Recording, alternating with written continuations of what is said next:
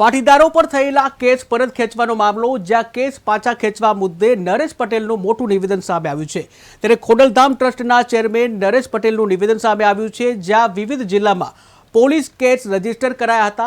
ત્યારે શરૂઆતથી જ ખોડલધામ જે છે આના પ્રયત્ન કરી રહ્યા હતા, ત્યારે સરકારે તમામ કેસો પરત ખેંચ્યાનો ઉલ્લેખ છે। ત્યારે સીએમ ભૂપેન્દ્ર પટેલનો આભાર વ્યક્ત કરવામાં આવ્યો છે।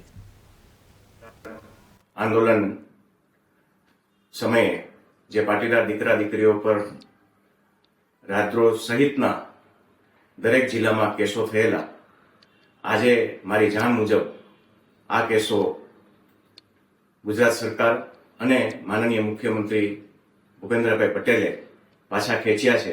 તે બદલ ખોડલધામ ટ્રસ્ટ મુખ્યમંત્રીશ્રીનો ખૂબ ખૂબ આભાર માને છે।